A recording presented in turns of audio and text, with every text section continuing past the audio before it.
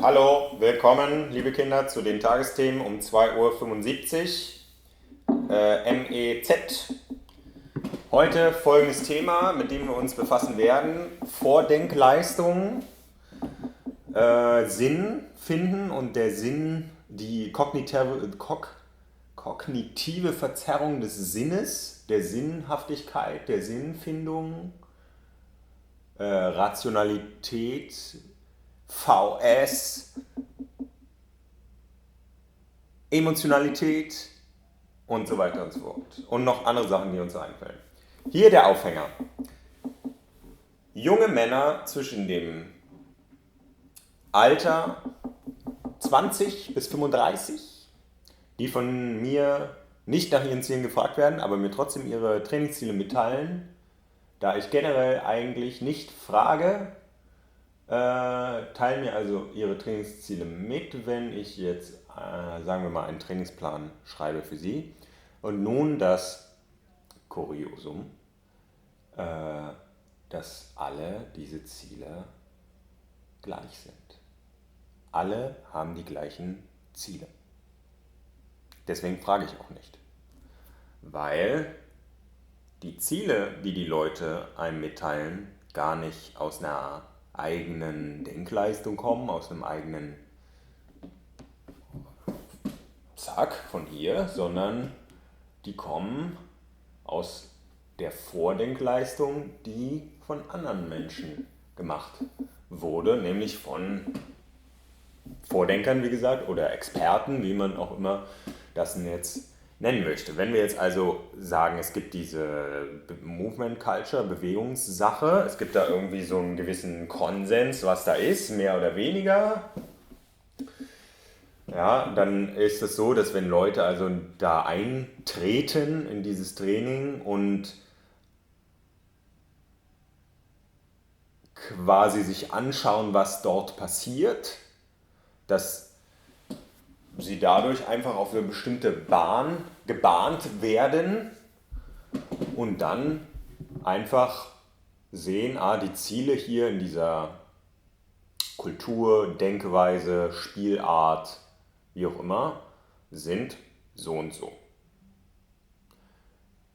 Und diese Vordenkleistung ist also erbracht von den Leuten, die in der Hierarchie sehr hoch stehen in dieser Trainingsmentalität oder wie auch immer man es jetzt nennen möchte, in dieser Idee. Sagen wir mal zum Beispiel, nehmen wir uns den Muscle Up oder sowas wie einen einarmigen Klimmzug und so weiter und so fort. Gerade bei so Kraftsachen kommt das ganz viel raus. Das ist nämlich einfach im Internet mitzuteilen und darauf sind also viele junge Männer dann geprimed, ja, das haben die mitgekriegt, dass es diese Sachen gibt und dass man das da macht. Da macht man zum Beispiel Krafttraining mit den Turnringen. An den Turnringen kann man dies und das machen, wie zum Beispiel Muscle Up als kurzfristiges Ziel oder als langfristiges Überziel immer einarmiger Klimmzug. Ganz großes Ziel für alle möglichen. Also 80% der jungen Männer haben dieses Ziel in dieser Kultur, sage ich jetzt mal so. Basiert jetzt auf keinen wirklicher Evidenz, aber das ist meine Beobachtung aus den Jahren, wenn mir die Leute so sagen, was sie denn erreichen wollen. Das ist alles überhaupt kein großes Problem erstmal. In dem Sinne, es wird ein Problem, wenn die Leute, die also in der Hierarchie vorne sind, ihre Verantwortung nicht erkennen und ihre Verantwortung nicht übernehmen. Als Beispiel dazu will ich einwerfen, dass ich zum Beispiel über die Jahre durch die ganzen Workshops immer wieder und sehr regelmäßig Leute treffe und getroffen habe, die mit dem unzufrieden sind, was sie als Trainer weitergeben. Sagen wir mal als Beispiel, du hast den Trainer, der im Fitnessstudio arbeitet, in der Fitnessstudio-Kette und da als unterbezahlter, selbstmordgefährdeter Personal Trainer arbeitet und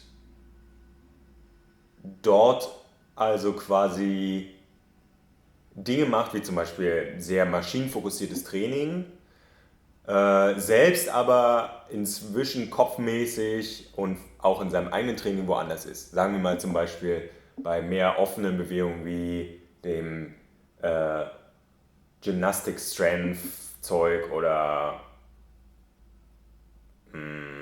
Improvisationsarbeit oder was auch immer. Und jetzt entsteht also diese Diskrepanz, dass die Person quasi kopfmäßig ein bisschen woanders ist, aber der typische, das typische Fitnessstudio-Mitglied in dem Sinne nicht dort ist, sondern natürlich durch das Fitnessstudio ganz stark beeinflusst ist in seinem Denken. Ja? Es ist nämlich ein ganz großer Fehler zu denken, dass jemand reinkommt in das Fitnessstudio und sich dann quasi den Einflüssen da widersetzen kann. Nee, wenn ich ins Fitnessstudio gehe, dann öffne ich mich da für diese Einflüsse. Da gibt es die Maschinen oder da gibt es eine bestimmte Art zu trainieren, wie viele Wiederholungen man macht oder die Leute machen alle nur halbe Wiederholungen oder die Leute sehen so und so aus und trinken das und so weiter und so fort. Und das ist alles mitbestimmt also von bestimmten Vordenkern. Und das können Magazine sein, wie so eine Hochglanzmagazine, das können lustige Leute auf YouTube sein, die lustige Videos machen und an Tischen sitzen. Das können auch in dem Sinne einfach als Stellvertreter die Maschinen sein. Also natürlich die Leute, die die Maschinen erfunden haben, aber als Stellvertreter dieser Denkleistung sind hier die Maschinen in dem Studio. Und dann bahnt mich das natürlich in eine gewisse Richtung. Das heißt, ich habe jetzt, wenn ich als Trainer in so einem Studio arbeite, wo also die Einflüsse hier eigentlich so ein bisschen aufeinander prallen, ich habe also das Maschinentraining, aber vielleicht den Trainer, der sich davon gelöst hat, dann erzeugt es in dem Sinne so eine gewisse Dissonanz und wird aber von vielen Trainern darauf so gelöst, diese Dissonanz, zu sagen, dass der Trainierende ja das und das will. Also der Trainierende will an den Maschinen trainieren, deswegen mache ich das mit dem Trainierenden. Anstatt mit dem das zu machen, worauf ich eigentlich wirklich Bock habe. Das ist also ein Moment, wo ich unauthentisch werde, meine Authentizität verliere und quasi meine Verantwortung in dem Sinne abgebe an jemanden, der keine Verantwortung großartig übernehmen kann in dem Moment. Der Trainierende kann also nur bis zu einem gewissen Teil die Verantwortung übernehmen. Der Trainer muss Verantwortung auch übernehmen, auch für das, was die andere Person möchte, was die andere Person will, was der Trainierende will. Deswegen, wie ich am Anfang gesagt habe, ist das Fragen nach Zielen Zeitverschwendung. Es ist Zeitverschwendung fast. Es ist halt psychologisch halt irgendwie eine lustige Sache. Ja, du kannst halt jetzt hier deine Ziele sagen und ich höre dir zu und bla bla bla bla. Aber im Endeffekt weiß ich sowieso, was die Leute sagen und weiß sowieso, dass die Ziele sich verändern werden. Also innerhalb von 4 Wochen werden die Ziele umspringen auf die Sachen, nach einem Jahr werden die Ziele dann umspringen und so weiter und so fort. Nach 10 Jahren hat man nochmal ganz andere Ziele. Das ist ja ganz dynamisch, weil sich die Einflüsse verändern und weil sich auch das Training natürlich verändert. Und der hier Verantwortung hat, ist also nicht nur der reinkommt und Training machen will, sondern auch der das Training gibt, beziehungsweise der die Lehrveranstaltung leitet, der lehrt, nicht nur der Lernende. Und da muss ausgeklügelt werden, wer wie viel Verantwortung hat. Ja? Wie gesagt, wenn ich also der bin, der die Vordenkleistung erbringt und mich dieser Verantwortung nicht stelle, dann ergibt das potenziell Probleme, dass man also in der gleichen Situation verharrt, in der man eigentlich gar nicht verharren möchte. Ja, und vielleicht möchten beide dann nicht verharren. Beide könnten glücklicher sein, wenn ich als Vordenker meine Verantwortung hier übernehme und sage, okay, zack, wir machen das jetzt so, ich beuge mich nicht diesem Markt oder was auch immer oder was der Markt will, sondern ich habe hier eine Verantwortung, ich übernehme die Verantwortung, ich arbeite mit anderen Menschen, ich glaube an das, was ich hier mache, ich glaube, das ist richtig, also gebe ich das weiter. Und das ist ganz wichtig, authentisch zu sein. Gerade heutzutage, auch hier in Berlin, ist das ein großes Ding, weil man verkauft heutzutage in Berlin nicht mehr einfach nur Brötchen, sondern man verkauft Brötchen mit Liebe gemacht. Das heißt, ganz wichtig, der die Brötchen backt, isst die Brötchen jetzt heutzutage auch selbst. Nicht mehr einfach nur Brötchen backen und nicht selbst essen, sondern Brötchen backen, selbst essen, Brötchen verkaufen.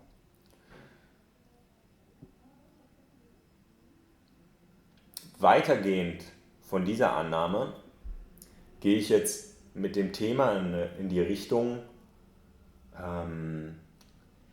dass es eine Diskrepanz gibt zwischen rationalem Denken und das, was eigentlich wirklich passiert bei den Leuten, wenn sie was rationalisieren.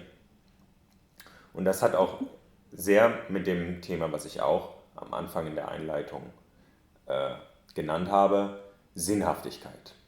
Ja? Und hier will ich nicht über eine metaphysische Sinnhaftigkeit reden und der Sascha Fast hat ein schönes Video dazu, das heißt, glaube ich, Sinn finden oder so.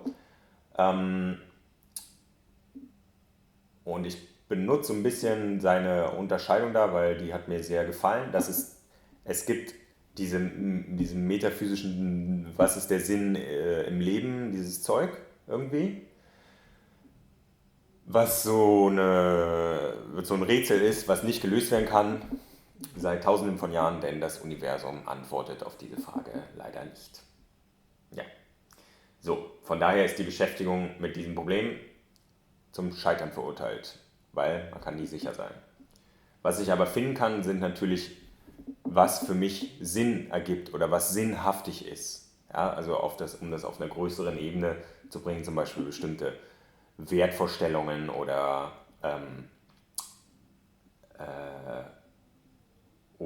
Missionen oder was auch immer. Also ob das jetzt ist, dass ich anderen Menschen helfen will oder dass ich irgendwie glücklich sein will oder dass ich das Leben auf der Erde weitererhalten will, ob es jetzt ist das menschliche Leben oder das Leben absolut und so weiter und so fort. Diese Sinnfrage kann ich mir also für mich selbst in dem Sinne beantworten, möglicherweise. Worauf ich aber jetzt gehe, ist noch eine kleinere Sache. Das ist also quasi der Ausspruch, das ergibt Sinn oder das ergibt keinen Sinn und so weiter und so fort. Das sind Aussprüche, die man viel benutzt im Leben. Der Sascha hat das schöne Beispiel in seinem Video, das ich hier nennen muss. Da müsst ihr euch nämlich das Video gar nicht angucken, könnt ihr einfach mir das Video hier angucken. Nämlich, wenn ich scheißen muss, gehe ich auf Toilette, das ergibt Sinn. Fertig. Wenn ich Hunger habe, esse ich was, das ergibt Sinn. Genauso gut, wenn ich Hunger habe, esse ich nichts, weil ich will mich stärken, meinen Geist stärken oder auch mein Körper, ergibt Sinn. Gut. Ja? Es ergibt Sinn, weil da ist eine gewisse Kausalität irgendwie und beziehungsweise was oft für uns Sinn ergibt, ist, wenn es wohin geht. Ja? Und so kommt auch dieser Ausspruch oft, das macht doch alles keinen Sinn. Wenn ich also was mache, was nirgendwo hingeht, was so eine Schleife ist, eine Sisyphos-Arbeit, ne? Das ist das ursprüngliche mythologische Bild dafür, für das Sinnlose, das Absurde, ist der Sisyphos-Mythos, der den Berg hochrollt, aber oben rollt der Stein immer wieder den Berg hinab. Sisyphos steigt runter und rollt den Stein wieder den Berg hoch, woraufhin der Stein wieder hinabrollt und so weiter und so fort. Das ist also für uns eine Situation, die keinen Sinn macht. Das macht keinen Sinn, das ergibt keinen Sinn für uns. Ja? So, jetzt passiert also oft, dass Dinge so scheinen, als würden sie keinen Sinn ergeben und das oft aus einer ganz emotionalen Reaktion kommt, die dann rationalisiert wird. Sagen wir zum Beispiel bestimmte Auswahl, was ich denn trainiere. Ja? Ich kann zum Beispiel was sehen, sagen wir mal Zumba oder so. Das ergibt für mich keinen Sinn. Ja. Ich habe bei Zumba aber direkt eine emotionale Reaktion, eine ablehnende Reaktion. Und nach dieser Reaktion werde ich darauf rationalisieren. Ich habe diese ablehnende Reaktion und jetzt mache ich mir Gedanken, um das irgendwie zu begründen zu können. Dass ich zum Beispiel Zumba scheiße finde, weil da geht es nirgendwo hin, das ist nur Belustigung, nur Entertainment. Ich sehe da nicht, dass da irgendwelche Progression ist und so weiter. Bla bla bla bla bla. Ja. Von daher habe ich jetzt mein Gefühl rationalisiert. So. Das Ding ist, dass dieses rationalisierte Gefühl einen ganz doll auch in die Irre führen kann. Und mir ist es selbst oft passiert und auch meinen Teilnehmern, Schülern, wie auch immer, passiert das immer wieder. Weswegen ich manchmal auch sage, obwohl wir eine sehr offene Diskussionskultur haben, manchmal sage, eigentlich interessiert es mich nicht, ob es euch gefällt oder nicht. Wir diskutieren ganz viel darüber, wie man jetzt was angehen kann, wie man was macht und so weiter und so fort. Aber dieses persönliche Gefühl, diese erste Reaktion auf was, ist uninteressant. Gerade in der Situation, weil der Lehrer hier quasi eine Entscheidung getroffen hat und wenn ich dem Lehrer vertraue, dann muss ich mein Vertrauen in dem Sinne erstmal an den Lehrer abgeben und auf mein erstes Gefühl nicht hören und dann gucken, wie sich das mit der Zeit ergibt, reflektieren und dann kann ich immer noch sagen, das ist scheiße. Heißt natürlich nicht, dass dieses Gefühl per se schlecht ist, weil diese Gefühlseinschätzung brauchen wir absolut und benutzen wir permanent den ganzen Tag dafür, um durchs Leben zu kommen, um Dinge zu tun. Ja, gehe ich nach rechts, gehe ich nach links, esse ich das, bla bla bla bla und danach kann ich darauf rationalisieren, aber wenn ich jedes Mal 20.000 Jahre brauche, um eine Entscheidung zu füllen, um eine Entscheidung zu treffen, dann komme ich natürlich nicht irgendwie voran. Jetzt gibt es also aber diese Situation des Lernens, wo ich oft im Lernen scheitern kann, wenn ich dem ersten Gefühl folge. Auf der anderen Seite kann es auch total gut sein, dem ersten Gefühl zu folgen. Ich folge permanent dem ersten Gefühl, alle Leute folgen permanent dem ersten Gefühl. Deswegen war ich noch nie bei einer Zumba-Klasse. Heißt nicht, dass ich bei einer Zumba-Klasse nicht was lernen könnte, aber ich kann durch Erfahrung, das ist also ein wichtiger Faktor, dass man Erfahrung hat mit dem Thema und erst dann kann man seinen Gefühlen da wirklich vertrauen. Dass wenn ich also Erfahrung habe mit dem Thema, kann ich sagen, ja, zu einer hohen Wahrscheinlichkeit ist es richtig, wenn ich sage, meine Zeit ist besser zu investieren, nicht in Zumba, sondern in was anderes, wie zum Beispiel Klettern oder so. Oder Holzhacken.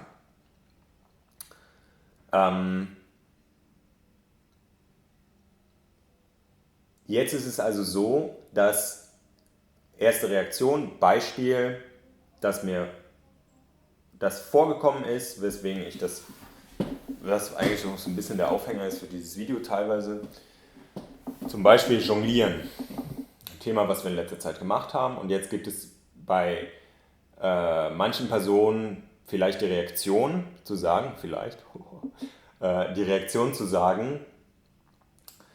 das macht für mich keinen Sinn. Welche Personen sind das, die das sagen? Die Personen, die Schwierigkeiten damit haben. Niemand, dem das einfach fällt, wird das sagen. Beim Jonglieren. Ist bis jetzt jedenfalls noch nicht vorgekommen. Klar, kommt alles vor, aber ist jetzt in meiner Beobachtung noch nicht vorgekommen. Das heißt, die Personen, die also sagen, das ergibt keinen Sinn, das macht keinen Sinn, sind die Leute, die ganz große Probleme haben.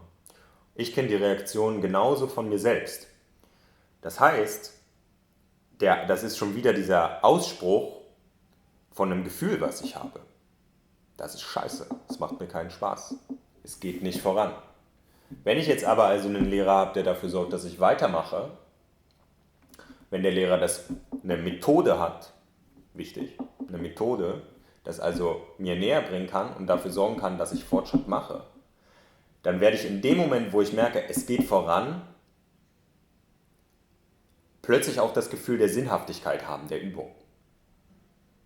Weil es natürlich absurd ist, zu sagen, dass das Jonglieren keinen Sinn ergibt, aber Handstände durchzuführen ergibt Sinn. Was ergibt denn mehr Sinn am Handstand als am Jonglieren? Das kann man jetzt alles irgendwie rationalisieren, begründen, dafür Argumente finden, aber im Endeffekt ist es alles nur,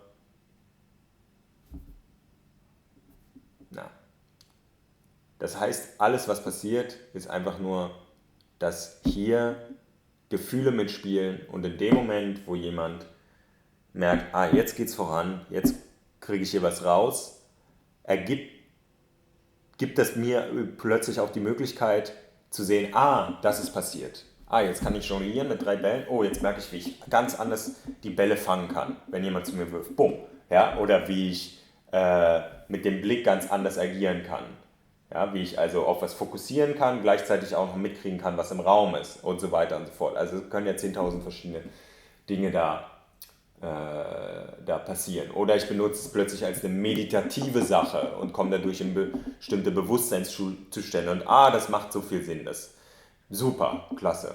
Aber ich muss manchmal oder eigentlich regelmäßig, und das ist die Aufgabe des Lehrers, diese Verantwortung zu übernehmen, dass der Schüler durch diesen Konflikt durchgeht, wo es also ist, das macht gerade für mich keinen Sinn, was einfach nur heißt, das ist schwierig für mich, ich habe einen emotionalen Widerstand dagegen.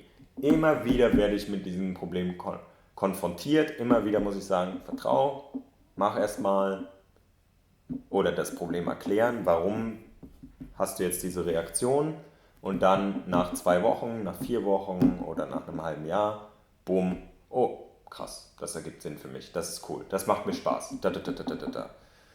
Wie gesagt, ist es was jedem passiert, was mir permanent passiert. Und wenn man weiß, dass das passiert, dann kann man in dem Sinne rationalisieren, nämlich dass ich rationalisieren kann, das ist nur eine Gefühlsreaktion. Ich kann aber rational sehen, da steckt potenziell was dahinter. Gut, ich mache es, auch wenn es mir ich jetzt gerade so einen inneren Widerstand dagegen habe.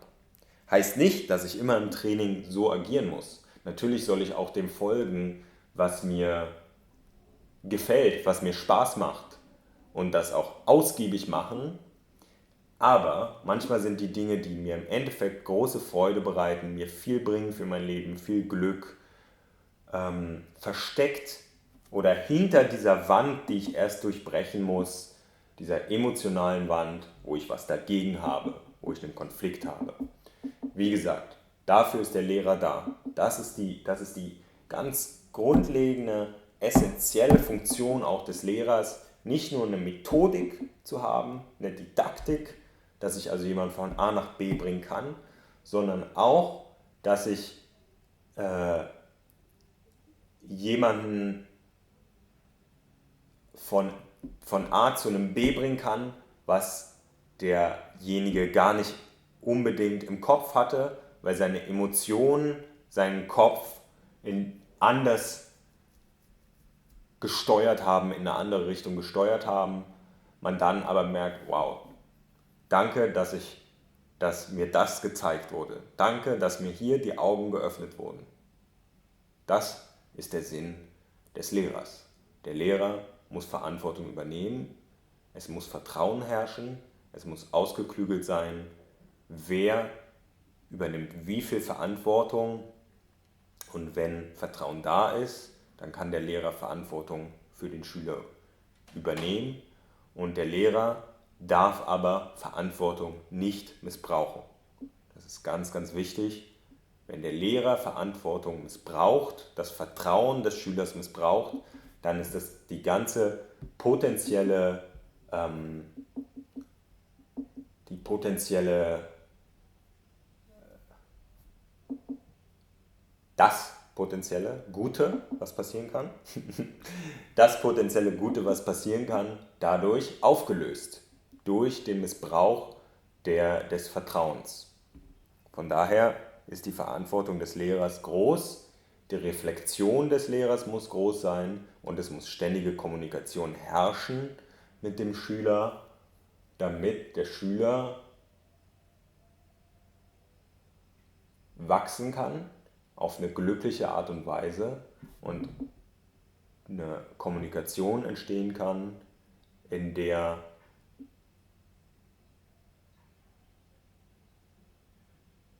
nicht nach dem ersten Gefühl unbedingt entschieden werden muss. Wenn also der Schüler reinkommt und sagt, ich will das und dann der Lehrer das anders hinlenkt, muss auch der Schüler natürlich dafür offen sein.